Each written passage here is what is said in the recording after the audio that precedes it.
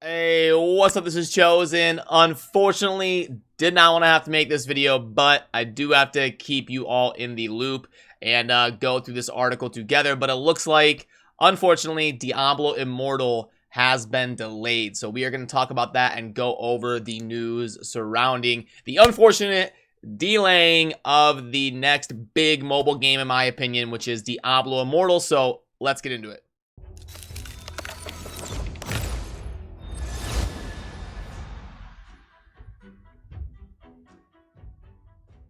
Alrighty, so obviously not a huge surprise. Big games like this often get delayed, just the way the world works. That's why I always say don't get too excited about release dates, especially when they are more than just a month or two away. This type of stuff happens all the time. Then when you throw in the way the world has been the last 2 years, even more likely that delays are going to happen. And then when you throw in all the craziness of allegations and things coming out surrounding Blizzard, even more of a reason or more likely that things like this are going to happen. If I pull up Blizzard's stock price, you can see here that we were up around 105, kind of staying stable around like 95 to 100, and then all of a sudden, since about the end of June, we've just been plummeting down. People are kind of losing faith in Blizzard, and they're losing a lot of value in terms of market share as a company. But now we can go over this together, and I am someone who has been in the Diablo community basically my whole life. I believe the first multiplayer experience I ever had in gaming was Diablo 1 when I was like 13 or 14 years old. Played a ton of Diablo 2, was a content creator for Diablo 3, so I've definitely been very entrenched in the Diablo community here, so we will go through this together. But this just came out today, August 3rd. I don't know when this video will come out, hopefully August 3rd, late or early August 4th, but anyway, since Diablo Immortal's alpha testing began, tens of thousands of players have been able to come together in West March. I'm going to kind of skip through here and try to get to the main talking points. Our community has been a key collaborator in helping us mold the vision we have for the title. Following feedback provided by test participants of the closed alpha, our team has been tuning core and endgame features. For example, we're iterating on PvP content like Cycle of Strife to make it more accessible, alongside late game PvE content like the Heliquary to make it more engaging. We're also working to provide controller support for those who want to play our game in a different way. I think that's going to be a big reason as to why this got delayed. However, these changes and additional opportunities to improve our gameplay experience will not be realized in 2021. We had previously communicated. So they're acknowledging we thought we were going to get it done in 2021. Originally, they had said by the end of 2021. And I was saying, look, for the reasons I mentioned earlier in the video, if it does make it in 2021, it's going to be very late, like Christmas Eve 2021. Like, it's going to be the end of 2021 if they end up hitting that at all. And it turns out, unfortunately, I was right about that. I didn't think they would, and it is going to be delayed until, it says, first half of 2022, which again, same thing. That doesn't mean February. That means like May or June, which is going to mean that we are still almost a year away from Diablo Immortal. It's crazy to say, isn't it? But because it feels like this game's been around the corner for so long now. But yeah, it's still going to be about a year away from today. But anyway, which will allow us to add substantial improvements to the whole game. We want to take this opportunity to highlight some of the game systems we're focusing on in a quest to make Diablo Immortal even more polished. These changes will be implemented in the future as we plan our beta testing milestone. And we don't have to go through this word for word, but I'll kind of skim through and try to keep you up to date on the highlights. So they're going to be changing PvE, adding new PvE-centric raids. That's cool. Now designed as a challenge for raids up to 8 players to overcome. So there will be PvE raids where you can get up to 8 players that they're going to be working on adding. And then meaningful interaction with bounties. And any Diablo 3 veteran is going to hear the word bounties and start to cringe a little bit. But I have talked to some high-ranking players, like Echo Hack was very gracious in coming on the channel and talking a lot about Diablo Immortal. He had about 500 hours in the game, and he said bounties actually weren't that bad in this game.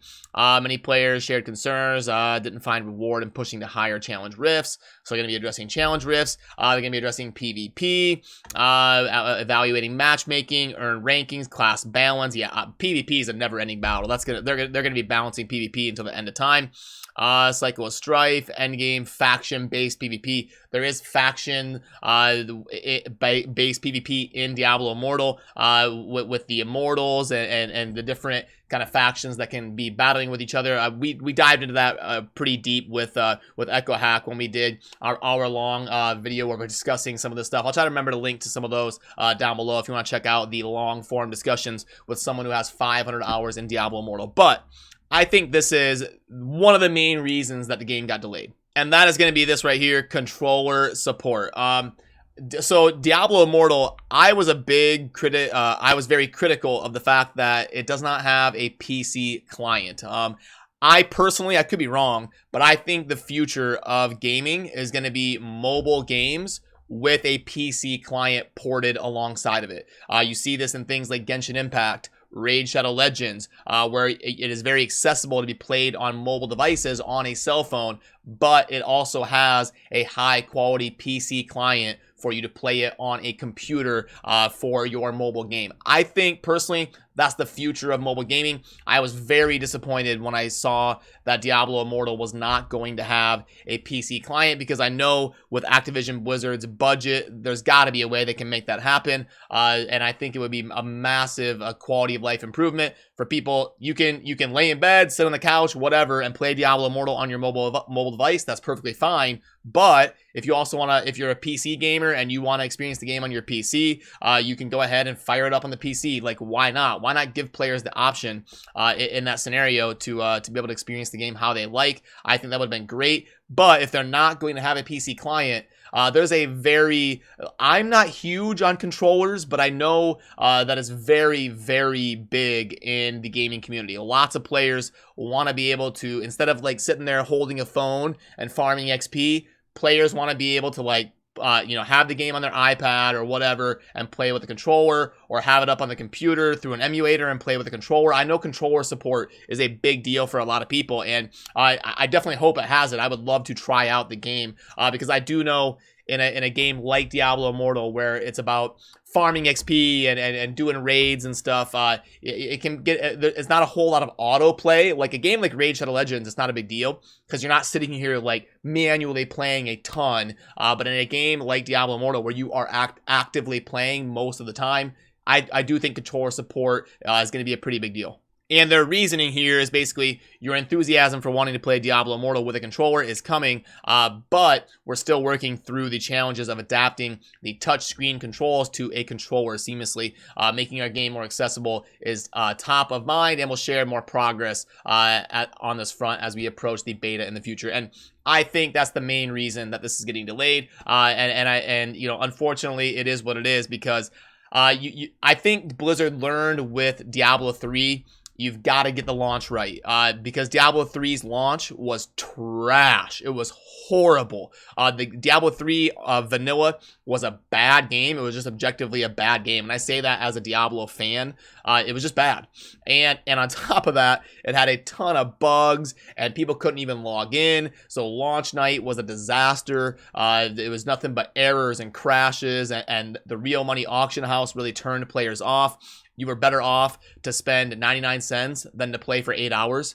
And it was just, the Diablo 3 launch was an absolute train wreck. And the reason you have to get the launch right is because when Diablo 3 released the expansion pack, Reaper of Souls, it did actually become a pretty good game. Like now, Diablo has seasons, and the expansion pack added a lot to the game. The rifting system, it's not perfect. There's still valid criticisms of Diablo 3 in its current state, but it is currently at least a pretty good game in my opinion. But no one knows because they played it on launch and then they quit. And they were like, okay, this is trash. And they quit and they never came back. So you do have to get the launch right, which is why in this case, they're kind of making the decision. It's better to delay and get a good launch than to rush it and have a terrible launch.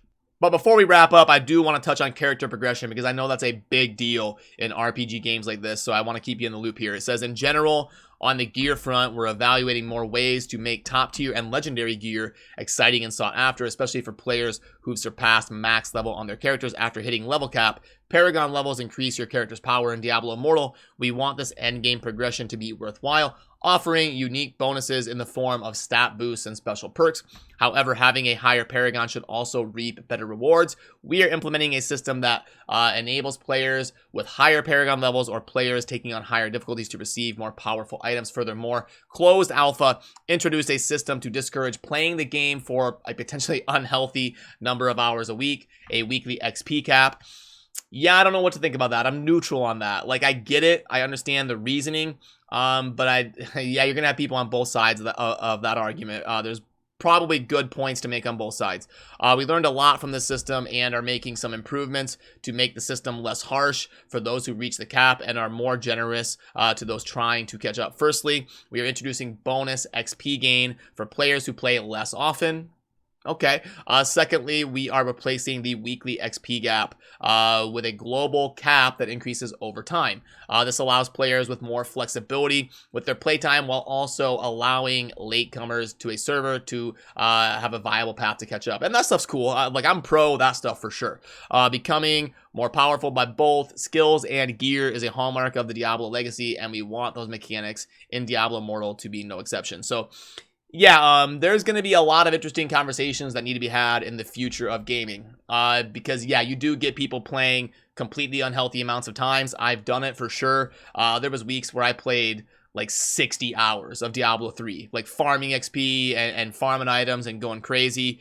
Now, if there was some sort of weekly cap, yeah, it probably would have been a little bit more healthy for me to be able to feel like I'm keeping pace with everybody in the game without having to go super crazy like that. So, yeah, I mean, I understand the reasoning of systems like that. And that is kind of cool where it talks about mechanics for players to be able to catch up and keep pace with people they can't grind as hard as, you know, people that just don't have as much time to game as some of these players that are playing 16 hours a day. Maybe like diminishing returns over time or something. So people that don't play as often feel like they have a chance to keep up. Like, it's really tough to pull this stuff off perfectly. But I understand the reason these conversations need to be had, and I understand some of the arguments for stuff like that. So yeah, it looks like, unfortunately, I'm sure because of many different circumstances, Diablo Immortal is going to be delayed until probably May or June 2022, if I had to guess. So we're probably looking at about 9 or 10 months until this game is actually going to be hitting live servers for everybody to download and participate in, which is unfortunate. I know a lot of people were excited about this, but it is what it is. So let me know what you think down below. I really enjoy reading your input as well, especially on some of those issues like the weekly XP caps, and is it better to rush a launch or is it better to delay and get it right? Any input you can provide down below is definitely fun for me to go through and read to understand how you're feeling about that stuff as well. So that's going to do it for this one. As always, thank you for watching. Have a good rest of your day. Peace.